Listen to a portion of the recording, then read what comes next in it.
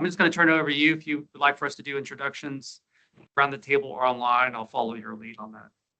Sounds good. Thanks, Michael. Appreciate the time. And what we can do is go ahead and hop into things. Alessandro, do you have I have the slides. Let me see if I can share my screen here.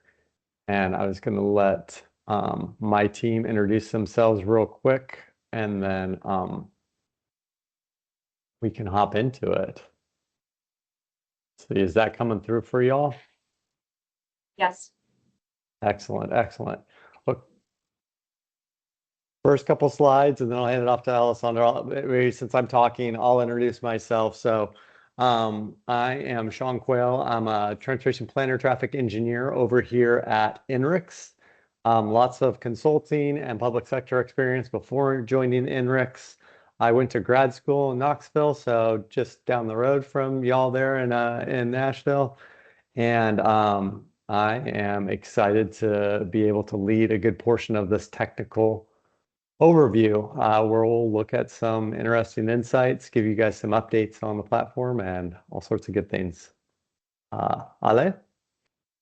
Hi all, my name is Alessandra. I'm joining as GNRC's Customer Success Manager. My background's in data science, and before joining INRIX a couple months ago, I was at the US DOT Volpe Center. I'll pass it to Terry. Oops, sorry about that noise. I'm Terry Johnson.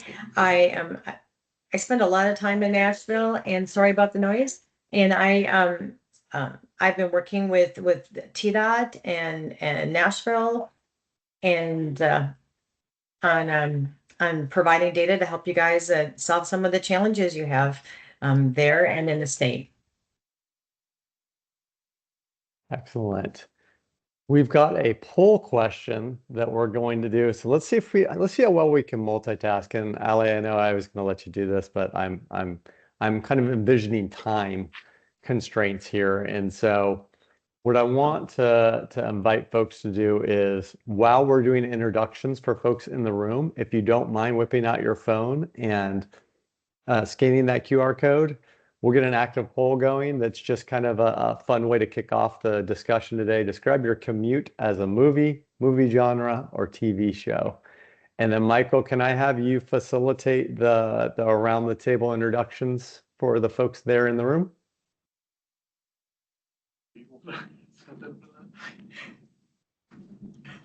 Yeah, Michael just stepped out for a second, but I can kick us off here.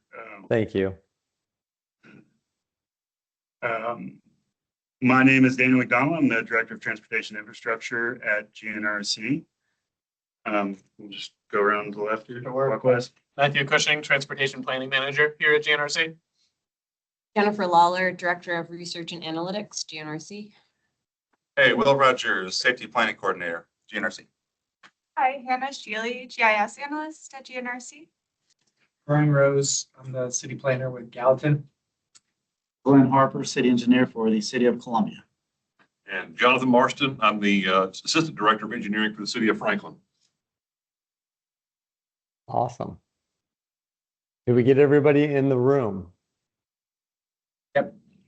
Okay. Online, if anybody wants to come off of mute and introduce themselves that's joining remotely, please do so now, or put your contact information or just your name and title in the chat.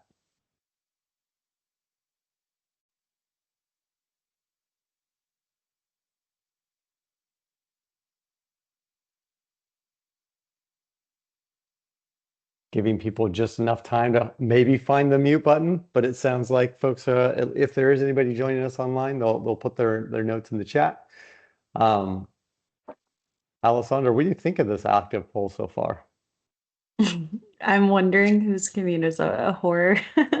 And then I also, same with Herman's Bug Adventure. That's very fun, and I wish that was my commute. But yeah, thank you all for putting those in. I think it's just a fun way to set the tone and get people engaged before we dive in. I get the comment about the Italian job all the time when I tell people I work with traffic signals and traffic lights. They're like, "Oh, can you do what they did in an Italian job?" No, not the way it's shown at least. But yeah, it's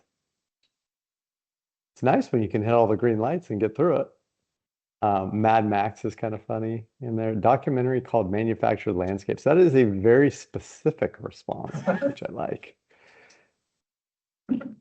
All right, let's go to the next slide. Allie, you want to walk us through what we're going to cover today? Yeah, happy to. So yeah, thanks again everyone for joining. As you know, like traffic signals are one of the most powerful levers in a transportation network, and when they work well, you barely notice. When they don't, everyone feels it. So today we'll be walking through the signal analytics platform that GNRC licensed to get visibility to what's happening across the network. So we'll just remind you what you all have under your license and some new features that are upcoming for INRIX. We'll then walk through a couple of case studies. So we'll be ranking performance at intersections and corridors, as well as evaluating before and after conditions. And then Sean's prepared a couple of how to deal with complaints that are coming in from constituents. And then we'll walk through how to use the email summaries that you're signed up for proactive monitoring.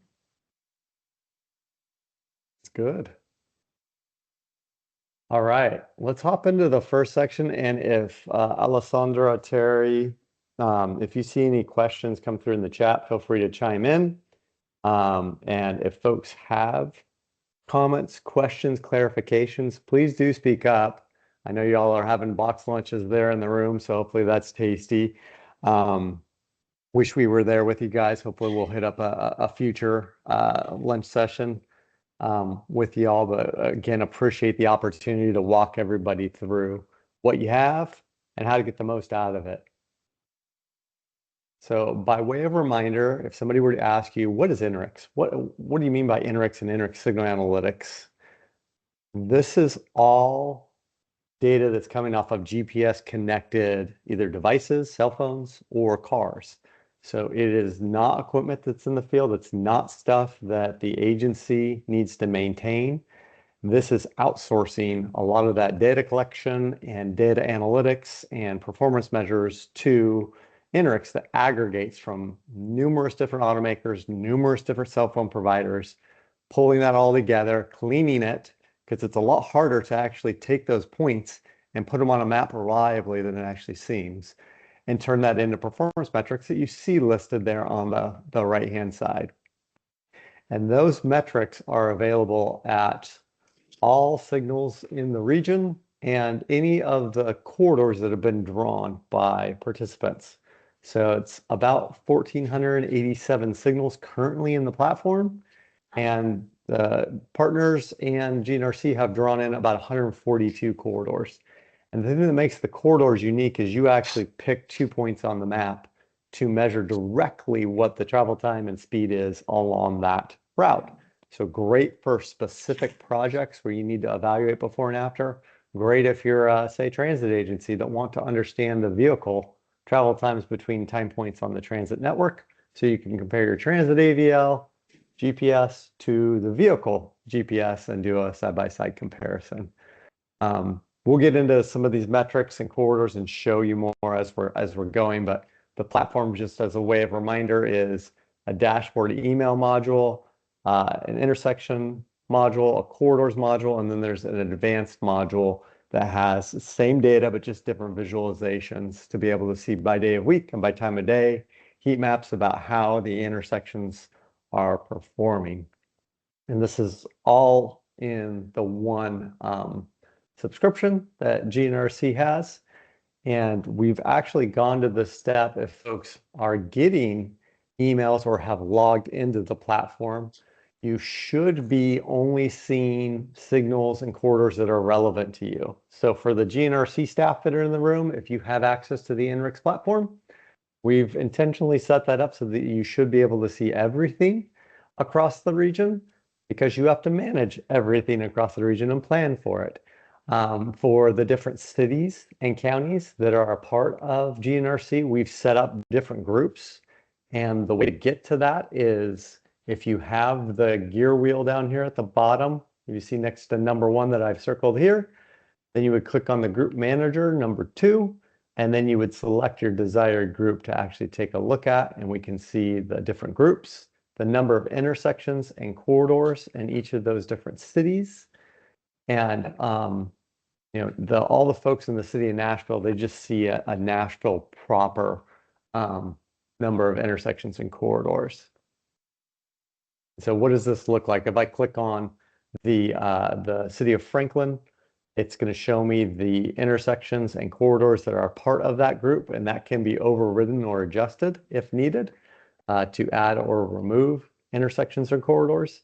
And then we can add or remove the names of staff that are getting that group filter basically in their logins and in the emails that get delivered to them. So this should make the performance measures that get sent out and when they log in much more relevant to the local members, because they are and should only be seeing the intersections that they care about. If that's not the case, please reach out to support@inrix.com and just tell us, hey, I'm with City XYZ and I am looking to only see these signals. Can you help me with group management is what's called in signal analytics? Then we can help you get that set up. If you're seeing this and you're like, huh, that sounds interesting, I don't think I have access to INRIX. This is the process that you can use also again through support@inrix.com. Reference if you want the Nashville instance, so that would be everything just within the city of Nashville, or if you want the whole region, GNRC, we can set that up. You can also request if you're first time getting started, what district or group you want to be put into. It won't be statewide. That was lifted from a presentation that we took from Pennsylvania, which has it statewide. We would love this to be Tennessee statewide, but it's not there yet. But for the district, just letting us know what group you want to be a part of. And then for the email summary frequency, it can be daily or weekly. So you just let us know. For the planners in the room, you don't want this more than weekly in all likelihood. There is even an option to go monthly if you prefer to see an email that gives you a summary of how the intersections are performing month over month. We can do that, or week over week. That's what gets returned back to you. People that manage the signals and deal with the complaints that we'll talk about a little bit later do want this daily. So I'm going to provide this slide deck as a resource for you guys, because it does have step-by-step directions as you go through it. So it can be a nice resource for you or your staff at your agency. I do want to pause really quick and ask the question, because I know we had the folks at Nashville ask us specifically, are we recording this? And if not, can we start the recording? Yeah. We are. Perfect. Just wanted to double check. 2 hours. Oh, this is the end of the We have to cut Get it all the from way- the previous meeting, but we can slice it into 2 recordings. Perfect. Thank you. Yeah. I didn't want to get to the end and say, we recorded this, right? Signing in to INRIX IQ. Again, you can bookmark iq.inrix.com/signals. Chrome is the recommended browser. When you log in, it's a 1, 2, 3 type thing. So the first time you log in, it looks like this, asking you to sign up. If you've already got an account, you don't need to do that. Just click sign in here down at the bottom, and then sign in with your email and your password. If you forgot your password, there's a link right underneath here that you can go ahead and click on, and it'll reset your password to the email that you've been registered with. If you run into any problems, again, support@inrix.com can help you there. And then once you've logged in, you'll get a dashboard interface that looks like this, and you're going to want to click on the Signal Analytics platform to take a look at it. And if folks have interest in the other components that are there, reach out to Alessandra, and we can talk through that. If you have INRIX but you don't have RIDIS, and you want to be able to see the detailed performance measures and visualizations that are in RIDIS, you can go ahead and save either of these locations, and then you can request a account down there at the bottom of the screen to go ahead and get access into the advanced. You don't have to use one or the other. They have very similar performance measures that are in them and displays. Everything that I'm going to talk about today is going to be more about the INRIX interface. But if you do want to get over to the RIDIS interface, there is a shortcut. So if you are in the intersections view, so number 1 here, and then you pick your calendar pull down, so you can click anywhere in this box that's circled number 2, and you'll get the calendar pull down that'll let you pick day, week, month, even go to the before and after mode, or pick your day part that you're going to analyze. Down here at the bottom is an option to hit create custom report, and this will open a browser that will take you automatically to the RIDIS Signal Analytics login. So this is what I use to get between them. You know, if I'm already working around in INRIX, I'm like, oh, I would like to see this intersection in RIDIS. I can hit the create custom report. It'll take me to that login window, and then I'm off to the races. That's kind of the big picture of getting around in the platform. Is just a quick reminder. What's new in the platform since we last talked back in December? We've released the before and after mode for both corridors and intersections, and I'll walk you through a use case that Alessandra mentioned here later. We have an intersection metrics API that is usable. We can provide credentials to GNRC or anybody in the region that GNRC provides us the thumbs up to get access to this.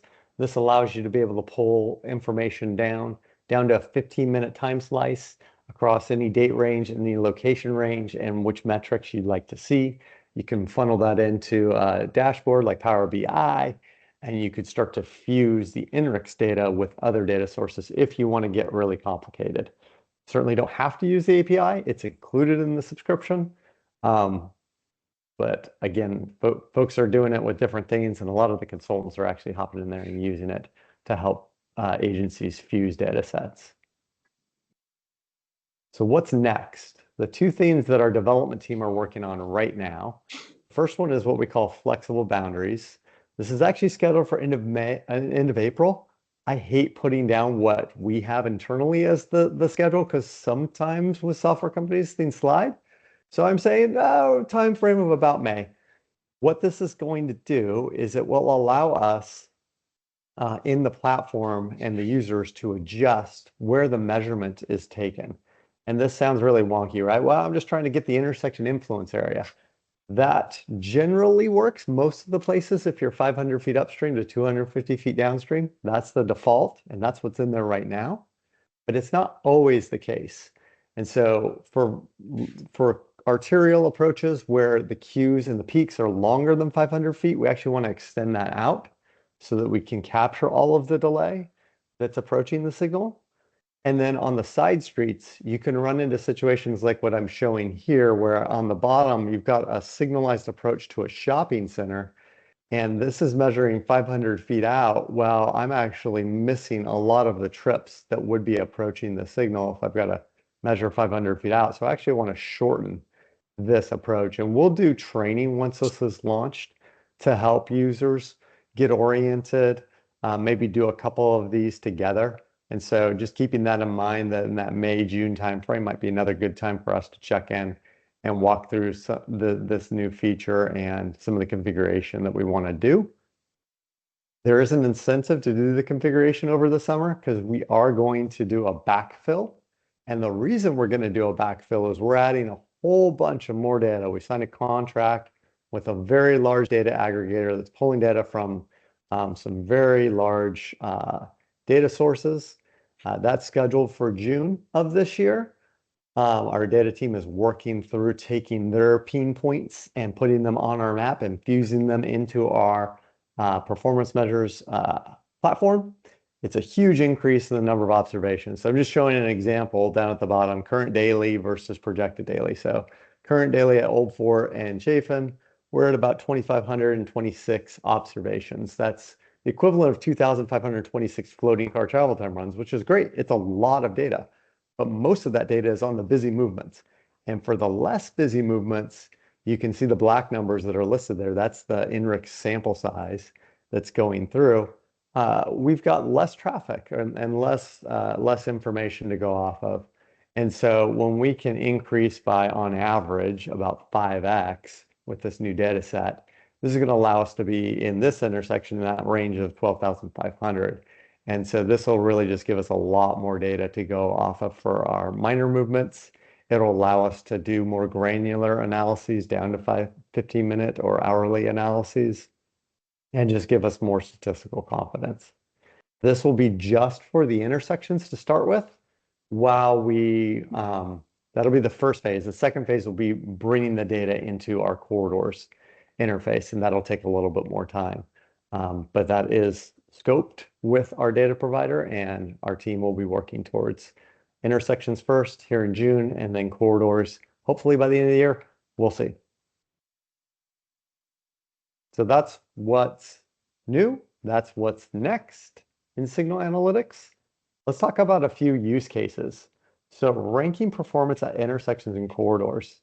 I've got the step-by-step of how to do this coming up next, but I wanted to give you guys a few examples of how people are using INRIX signal analytics at a regional or statewide level, just as maybe inspiration or food for thought there in the GNRC region. So the Dallas-Fort Worth, North Central Texas COG has been working with a consultant and with us to set up and come up with a regional evaluation framework that's largely based on the regional corridors. So corridors that have a certain length and touch a certain number of agencies fall into the category of regional corridor. And then we are using delay per mile and level of travel time reliability to come up with a scoring system that they are going to use for their signal retiming program, where they've got 3 consultants and enough funds there in the region to retime 450 intersections every other year. And so that's what they're using the tool to do. The previous program was a call for projects. It was, hey, cities, counties, state, tell us where you think you need signal retiming, where you think you need equipment upgrades. And what the COG wanted to do is go to a component where geography matters, so they are splitting it west and east, but then using the data to drive where to offer signal retiming services. The locals in this case do have to bring a 20% match to it. I'm happy to provide more information on North Central Texas.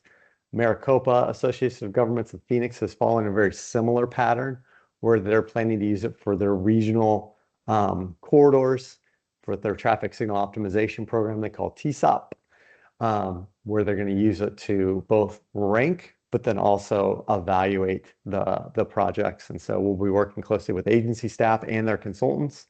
That's one of the beauties of signal analytics and the way it's licensed with INRIX is the agency has access to this. You have access to it as GNRC staff, and as agency staff, you can share that with your consultants. And we have a fair number of consultants that do have access there in the Nashville region to be able to use this to help augment data collection, to help use it for evaluations. Pennsylvania, very similar, where they are doing a call for projects. We're working with them right now to come up with a statewide program to help be data driven.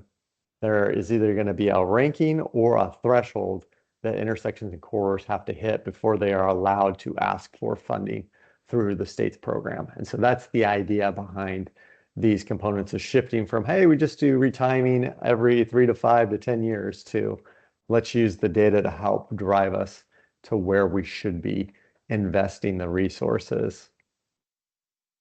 So how do you do this in the platform? How would you go in and rank your intersections? Well, let me walk you through this. And if you happen to have a laptop in front of you, you can go to iq.inrix.com, log into Signal Analytics and follow along. I'm going to go through these pretty quick, so don't get frustrated if you don't know exactly all the different button clicks. I've tried to call it out to make it as easy as possible. So the first thing you're going to do when we're just trying to figure out, okay, how do I do a rank order across all the intersections in the region? Maybe figure out where the most delay is, or where the most the lowest percent arrival on green is, or where we have the most, we call them split failures, where people wait through more than one green light to make it through an intersection. So we can do that ranking pretty easily in the platform. We pick the intersections modules. The menu again is on this left-hand side. And then we pick the split or list view. I really like the split view. It's the one with it looks like a book with lines coming out of it. This will give me a view of the map on the bottom, which will tell me the highway capacity manual level of service for my intersections as far as delay. And then at the top, I've got a table view that shows me how these intersections are stacking up. There is an intermediate step that we recommend, which is configuring your display columns. When you first pull this up, all of these columns will be active. And so I recommend toggling some of these off so that only these ones that are active here stay on. This allows everything to fit onto one screen, and it keeps, in my opinion, the most important metrics on. You can certainly keep more or less of these on. The more that you have on, the more you just have to remember you can pan left to right in the table view to be able to see all the different metrics. And don't forget to hit update so that those new configurations save.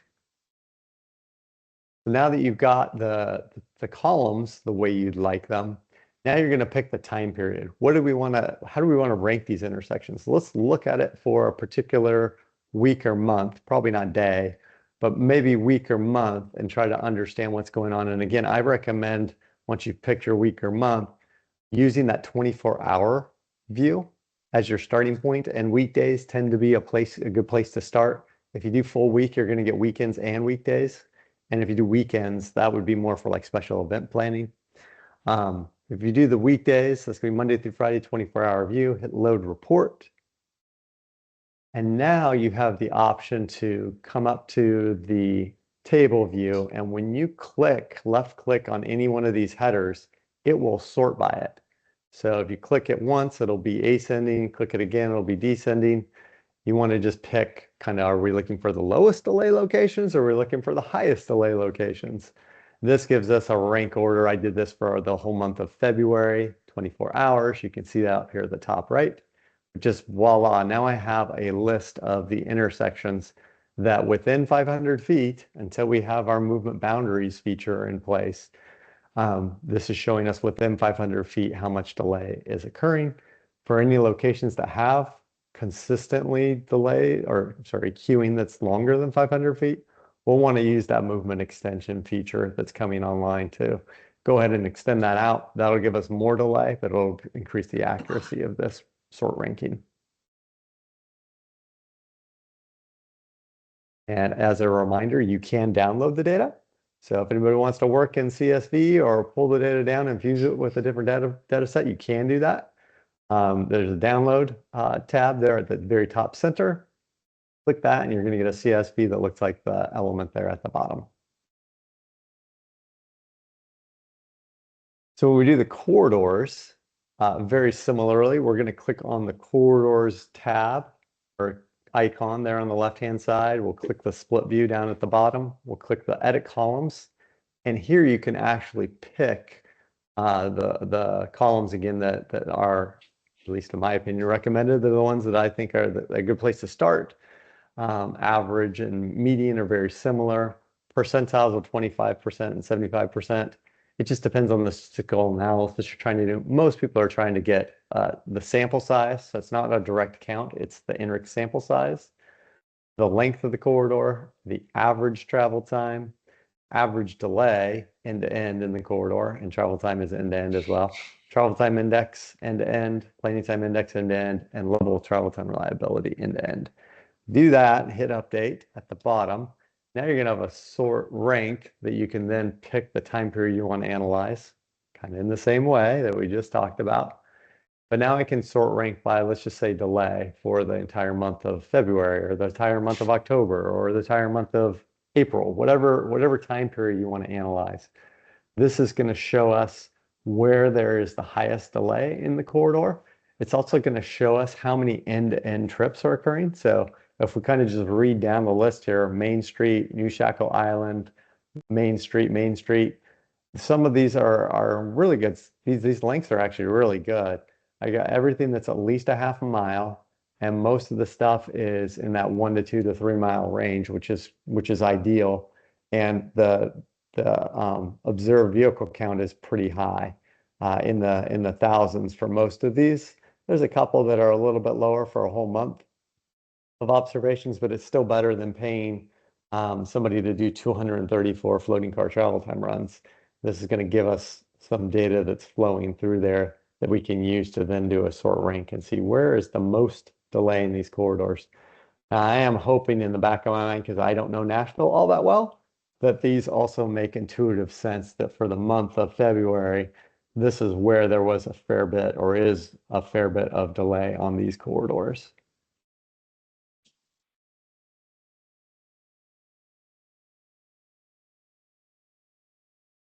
You can download the data as well. It's there at the top. Again, kind of the same spot that you see in the intersections mode, you're seeing in the corridors mode. So that's a quick way to do a sort rank and to evaluate and download the data if you'd like to. So let's talk about before and after conditions. How are people using signal analytics to evaluate before and after conditions? So City of Austin, Texas has been using this tool to proactively monitor. They look at the daily reports, they look at the weekly reports. They find issues with an actively monitored traffic management center, and then they go out there and they make a fix, and then they evaluate the before and after for the delay savings, which on average for the past couple of years has been in the roughly 20% range on average. Again, some are less, some are a lot more. But with a traffic signal, all it takes is detection not working for the vehicles or the pedestrians. For the signal, when it has a problem with detection, it will fail safe in nearly every case. If it's designed right, it'll fail safe on. And what that looks like is just long greens, potentially without any vehicles there, or a pedestrian service that's coming up all the time without a pedestrian there. And that creates inefficiency and extra delay in the system.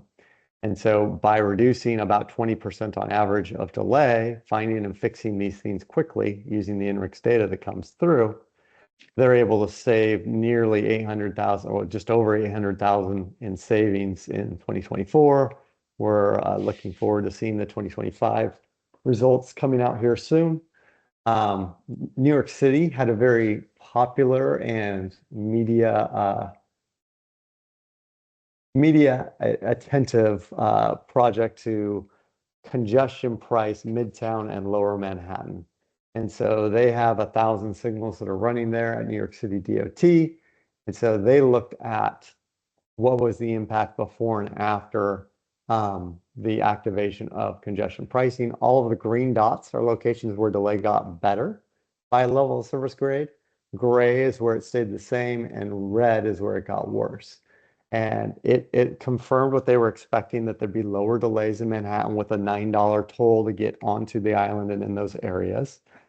But they were and had concerns from folks that were outside of the cordon area for congestion pricing that, hey, there's going to be just a bunch more congestion out here. Just people will drive outside of the congestion pricing area. And the data so far has not proven that out. It's shown that no, traffic's about the same outside. Just a lot of discretionary trips have canceled. And so that's what it looks like is occurring by looking at the INRIX data. And then at the bottom, both Ohio DOT and Pennsylvania DOT using it to do signal retiming or to proactively find a problem with detection and go and fix it. And so exciting to see folks using it that way. How would you guys use it in the region? Okay, well, let's start with the corridors. Let's just say we want to compare two different corridors. So we're going to follow the numbers here. 1, 2, 3, 4. Go ahead and pick the time periods that we want to compare. So 2 different weeks or 2 different months, or a week versus a month. You guys pick. It can be any of the day parts that are shown. Once it returns results, it's going to look like this default. So you're going to want to select the edit columns pull down, because you're just going to have a ton of performance metrics that are turned on. And so it's fine if you want to see all these different performance metrics, but it's doing a comparison of one time period versus the other, the absolute change or delta, and then the percent delta or percent change. And so what's recommended, or what I recommend at least here, is let's get a lot of these turned off by just toggling the all button. So if you click all, they'll turn off, and then you can go in and you can click the observed vehicle count for both comparison times, because you want to see what the INRIX sample size is between the before and after. And then for the corridors, I like using average travel time. You can use average delay, or you can use a reliability metric like travel time index, but before and after. And then you want to go ahead and leave on at least the percentage delta, because that's what I like to rank by, because it's more normalized to address things like differing lengths of corridors. But you can turn on the absolute delta. Go ahead and hit update once you've done that. And so now we can look at a comparison of January weekdays versus February weekdays. So January is C1 and February is comparison or C2. And I can see kind of listed out here when I do a sort rank by where do I have the most reduction in travel time between January and February. And Sam Ridley here from 24 to Old Nashville Highway was at the top.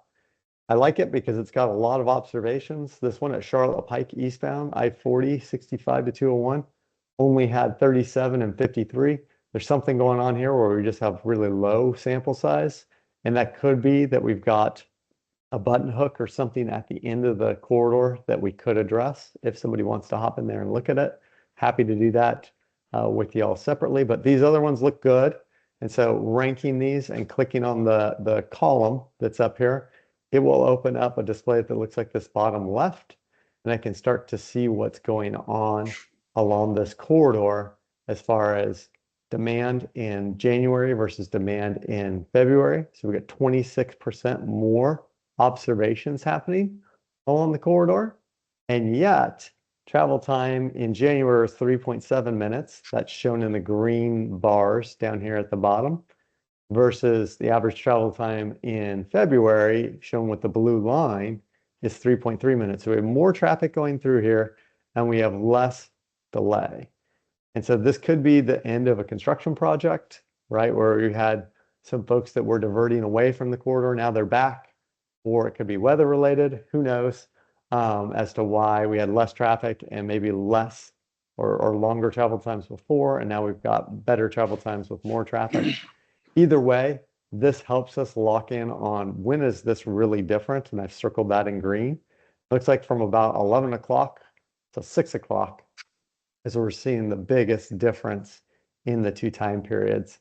And so you can get really granular with figuring out between before and after in a corridor what the impact was. And so as planners, I want to make sure that we remember this so that as we have projects that move their way through planning into the capital improvement program and ultimately into construction and then delivery, this is a nice tool to be able to come back and look at. And if you guys have completed any projects in the last year or so, this tool could be then used to evaluate the intersections and the corridors if the corridors have been drawn to see what that impact was and start to quantify. Did it do what we thought our models were going to show us that the project would do? We do the same theme for intersections. Looks very similar. 1, 2, 3, 4 going through. And so this gives us the ability to look at any two time periods. It'll come back and it'll look like when you hit the return, it'll show either red, white, or green dots on the map. Again, red are going to be the locations where things are getting worse from a delay perspective. White is going to be locations where it's staying the same. And then green are going to be locations where the intersection delay overall is getting better. So the way to get to that, again, is you want to edit these columns once it's returned some results. So you're going to do 1, you're going to pick your split view down here 2, and then you're going to hit edit columns 3. And again, kind of a default versus recommended. Here, everything's turned on in the default. I recommend leaving, again, the observed sample size on between the two comparison time periods, and then having average control delay on for comparison 1, comparison 2, and the percent delta.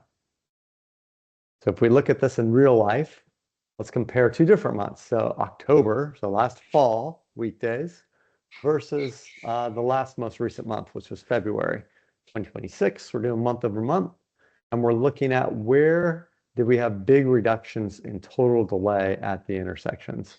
So we can see some locations where, gosh, in October, there wasn't much traffic going through there. Now there's a bunch. That's a good indication that maybe that was construction. These locations look like they're more stable.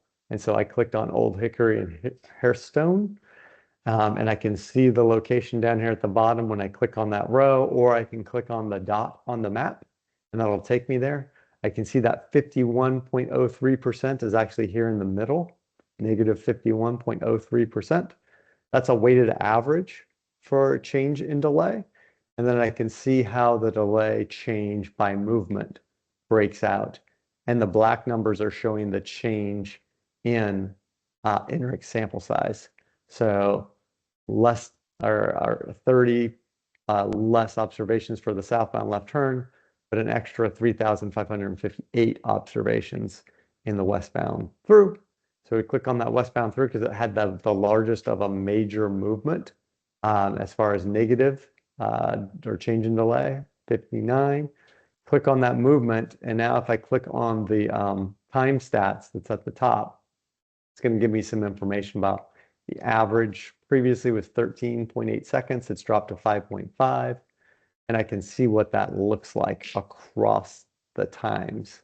So October in green and February in blue. What's interesting is from about 3 o'clock to 6 o'clock, they look the same between those 2 months.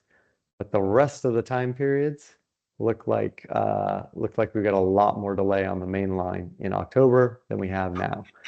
And so again, with INRIX, we can't tell exactly what the issue was, but we can at least flag for the planner or engineer that's working on this what that delta is between any two time periods. So hopefully that gives you guys a good overview of before and after. Two different ways to get through it and actually set it up and do a comparison of before and after in a corridor or before and after at an intersection. So this next one's gonna be less relevant to GNRC. I'm pretty sure that folks aren't picking up the phone and calling to complain about traffic signals to GNRC. You can tell me if it's different, but I know from working at a county out in Oregon, we would get a lot of those complaints. They wouldn't come to our MPOs.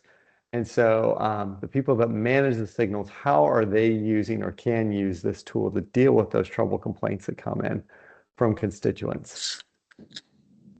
So this is fictitious.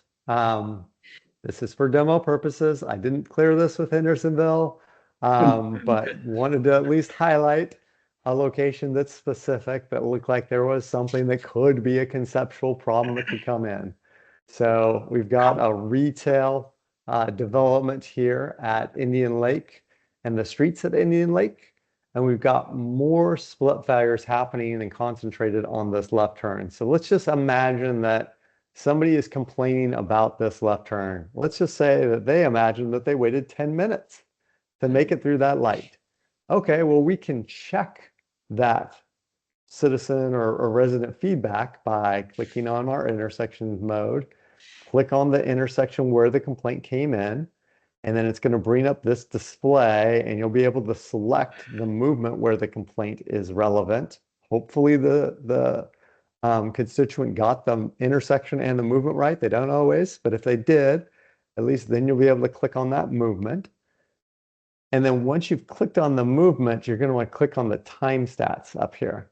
This will allow you to see an hourly delay plot. And so now we can look at what the delay looks like by time of day and hour over hour. And we can note that both for last week that we did the analysis and then for the previous 4 weeks, it looks like, yep, that's pretty much when the longest delays are occurring. It's 4 to 8 p.m. So if I need to check the resident, if they're complaining, hey, at 5 o'clock I waited 10 minutes, great, okay. Now the data from INRIX is showing me that that happened last week. It's happened pretty consistently the last 4 weeks when that's the longest delays. And in some cases, the average is upwards of 2 minutes.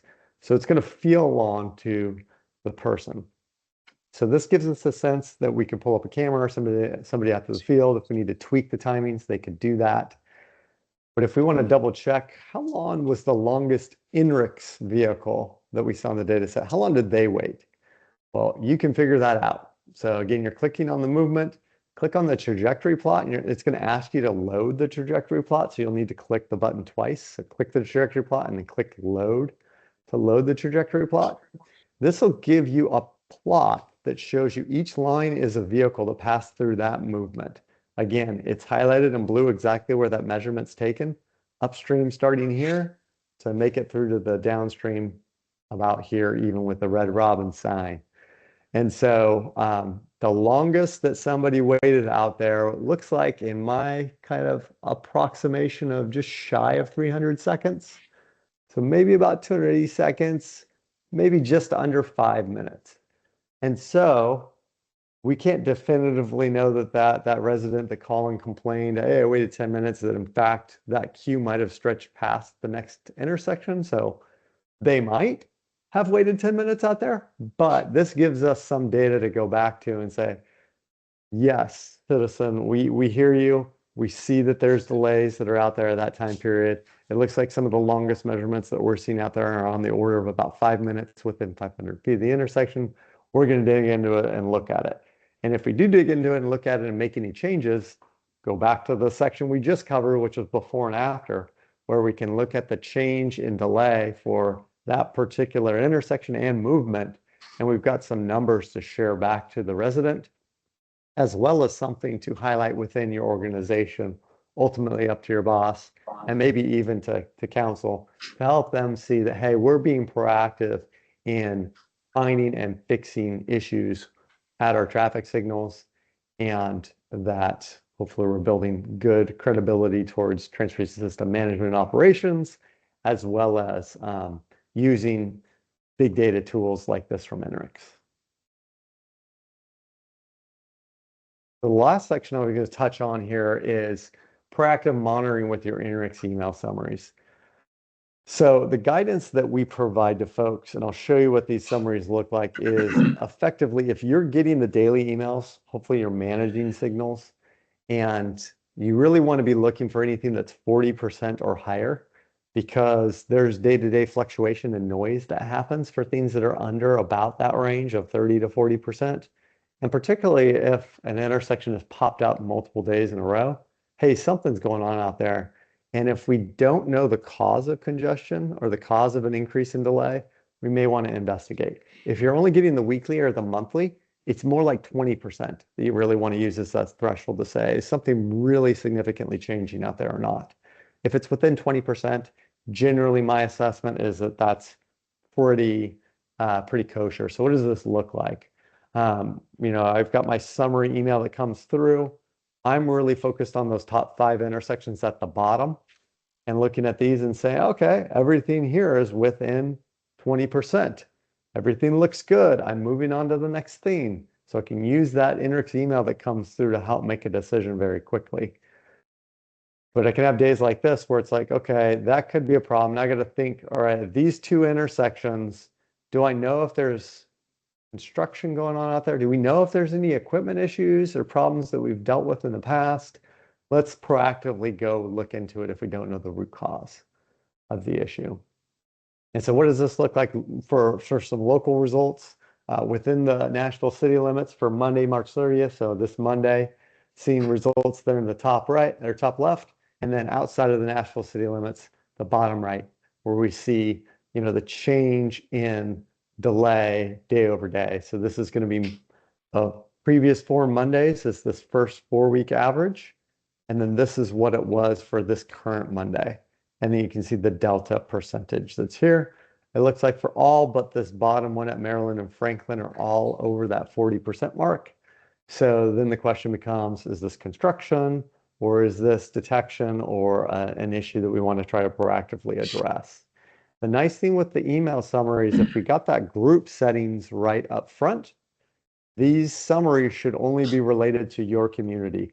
So if you're with the city of Franklin or city of Hendersonville, it should only be intersections that are within that group filter that come through in your emails. And if for some reason that's not happening, let's talk.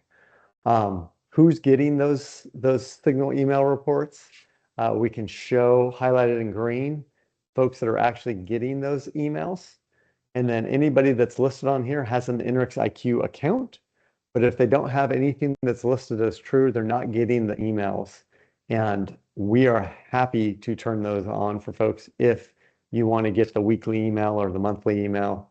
Again, I think the sweet spot is that weekly, unless you're responsible for those trouble calls that come in for your traffic signals and arterials, then it is really good to have the daily.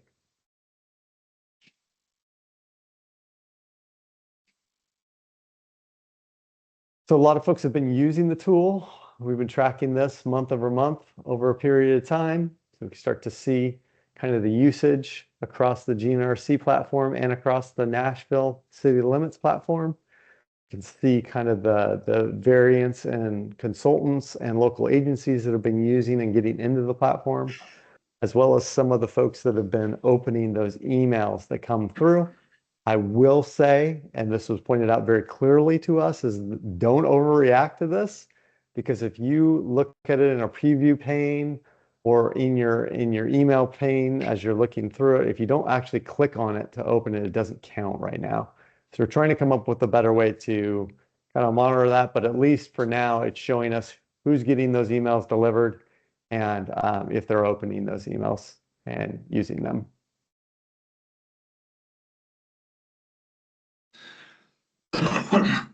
So I'm going to stop there. I've got a few next step ideas that I wanted to talk through, but any questions, comments? Did I miss anything from the chat, or Alessandra, Terry, anything you want to chime in with?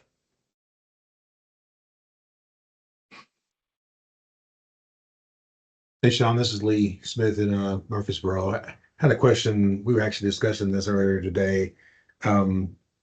Just I guess you mentioned the accuracy, the penetration rate. You mentioned that you're going to get some data that's going to increase your pool of data, I guess, by about 5 times. Would you say that obviously there's penetration and probe data, GPS data versus detection data? Would you say that just in general, is the INRIX signal analytics tool more of a planning tool or operational tool? You've shown some good things here that are more operational, but if the penetration rate is, obviously it's not going to be as much as detection, what are your thoughts on that? Just how they compare? Absolutely. And here, give me a second. I'm going to pull up a separate deck that shows a visual of what I'm going to describe, because we get that question all the time up front is, well, it's probe data, so it's less than all, right? You're seeing 5, 10, 15, 20% of the traffic. That's not all. So thankfully, we did a bunch of calibration research when we built the product. Our head of product, Steve Remius, he's a PhD out of Purdue and Wayne State, comparing to the equipment-based performance metrics in Utah and in Georgia, found really, really good correlation. It's not exact, but I wouldn't expect it to be exact. But a lot of places were within 5% of what the roadway sensors are giving us back. And then there was a pooled funds research that was done, led by Purdue, but a whole bunch of state DOTs were involved in that, and they came to the same conclusion using the same source data that we have, that this CV data is great for systematically evaluating transportation infrastructure in a scalable manner without the need for detection or communication equipment. I would modify that to say, the probe data stands on its own, but if you have equipment-based performance metrics, it can complement each other too. But yeah, the more samples and the busier the movement, the easier it is to actually cover and have good confidence for those intersections. So a major intersection, feel amazing about the results that we're going to get there. For maybe it's got a minor street approach that has less traffic, you're going to have to look at potentially more time or more data to be able to feel confident. I go back, Lee, to my experiences running micro simulation, and some of the GNRC folks might get a kick out of this because they probably have dealt with seeds and run numbers and things of that nature. In micro simulation, you typically want to have at least 10 observations of independent runs to feel confident in the result that comes out of the model.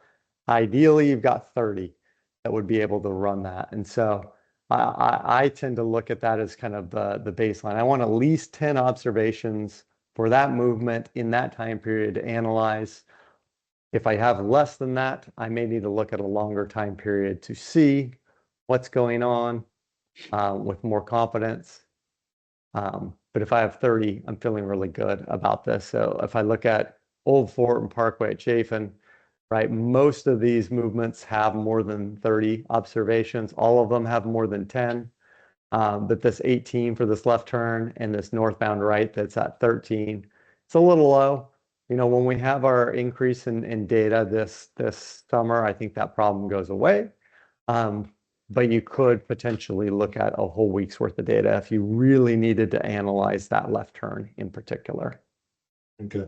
One other question real quick. I'll let somebody else talk. Just, you mentioned if you know you have a side street with, less observations, how would you bridge that? I mean, do you just, is there a way to, I'm just trying to figure out, is there a way to maybe bring in some of the detection data, or just have to kind of use the platform to kind of address that? You know what I mean?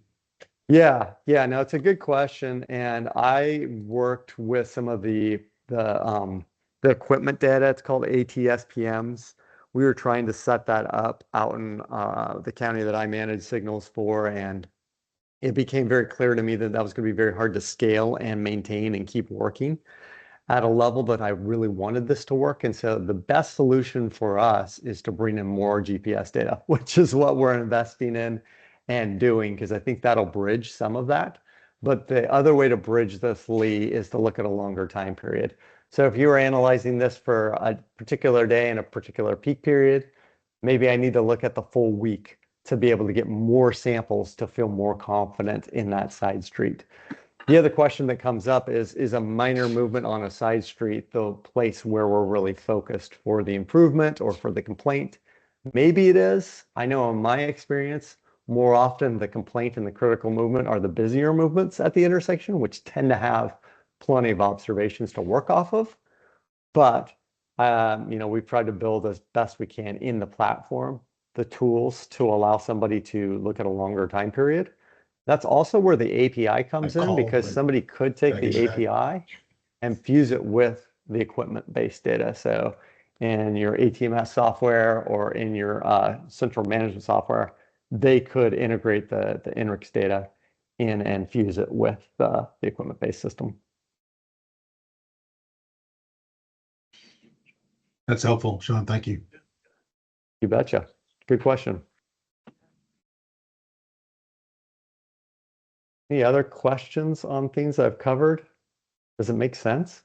Are there ways to scenario plan with this? Hey, I got 5 signals in a row on the arterial and I want to do adaptive signals on all 5 of them. How will that change my signals? I know you can do before, after, but can you imagine an after?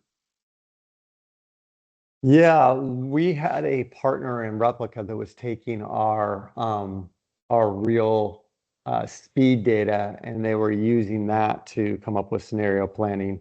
Right now, INRIX is really focused on what we can measure. So it's better for prevailing conditions, evaluating the existing conditions, calibrating base models based off of the data sets that we have. We haven't jumped into a foray of trying to predict the future or come up with what would this look like for adaptive, or what would this look like to optimize the signal yet. Okay. I would just say this is great to have next to our RSA tool that we have, or TDOT buys AstroWare for all the cities. And so oftentimes you can improve safety by improving these, because sometimes people will just run a red light because they're tired of waiting. But sometimes you could also make safety worse if you change the timings. Like if there's no pedestrian signal there at all, there's no crosswalk at all, people are still using it, you might be making that crosswalk worse for people if they have to wait longer. Then they're moving down to mid-block and crossing there. So I think this is great to have next to the safety tools that are available too, because they can balance out what's important in that intersection. Yeah, that's a great point. And I didn't touch on it explicitly, but you can pull out from the platform both average and max speed on approach. And so then you can do a sort rank and see where are my fastest approaches across the region. and look at the correlation between crashes and crash severity and the fastest speeds. Your police departments might be interested in where some of the fastest speeds are occurring. And then we can also use it to be more prevailing speed driven when we're making speed-based countermeasures. Something as simple as just changing your yellow and red times. Having real measured speeds on approach is really, really helpful. And then, like you said, exactly, if I've got situations where people are waiting through multiple green lights and it's just one movement where I could just shift a few seconds of green time around, I'm going to help reduce delay, but I'm also going to improve safety because now I've met the user expectation more readily because I'm providing enough green time for them.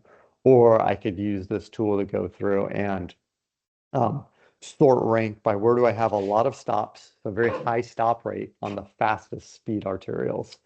And then I can use that to triangulate around. These are the locations where getting offset optimization and signal retiming optimization right is going to have an outsized impact on safety.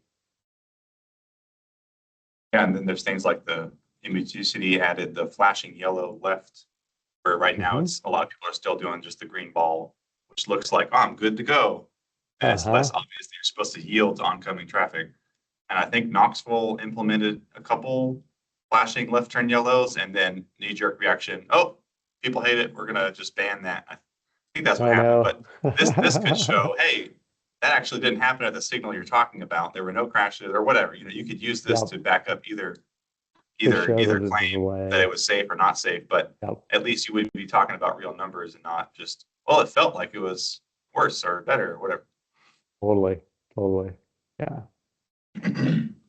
Yeah, so I mean, some ideas for next steps to just consider as a region, right? Consider using the intersection corridor results for your planning processes, whether it's your regional transportation plan or a congestion management plan.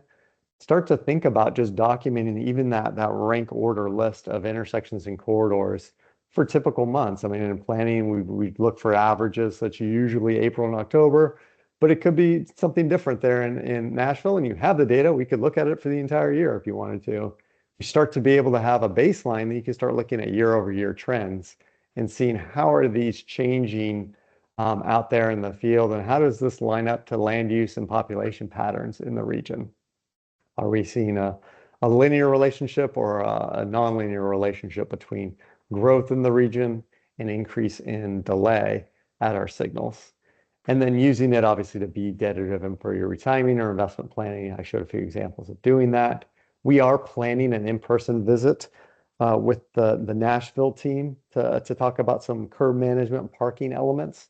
And so if there's an opportunity later this summer to do something similar, but maybe more focused on signal analytics, maybe if GNRC or agencies have specific projects that they'd like to analyze and workshop out, we'd be happy to facilitate something like that. And obviously being in person, we could get around the table and start looking at some results and talking through them together.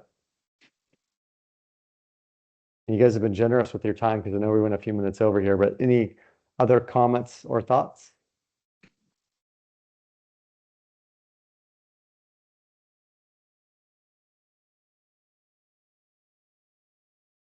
I appreciate the time. Thank you. Sounds good. Yeah. Last thing I'll mention is signal analytics in the bottom left there is circled in blue, but Tennessee DOT does license other data sets and platforms that you guys should just be aware of. They have our real-time traffic and incidents. They have our help alerts and dangerous slowdowns, which is used to two-way communicate in emergency scenarios to drivers using the WIA kind of Amber Alert broadband system directly to cell phones in emergencies. And then what's probably more relevant to the planners, trips and being able to see trip analytics. So this will allow folks to analyze existing origin destinations, paths, and analytics that are in that. And we are working on a truck stops or truck parking application that we'll be coordinating closely with Tennessee DOT on. But that's something that if you don't already have access to some of the Tennessee DOT licensed softwares, reach out to Alessandra. She can help you with getting access to those things. And there's our contact information too if you need it. And I'll provide a copy of the slide decks, and we'll try to get we can get help from GNRC on getting the recording out to folks. That would be awesome. Yeah, definitely. We'll make sure it gets out. Good stuff, Sean. Thanks a lot. Appreciate the time, guys. Have a great rest of the day. Take care. You too. Thank you. Thank you.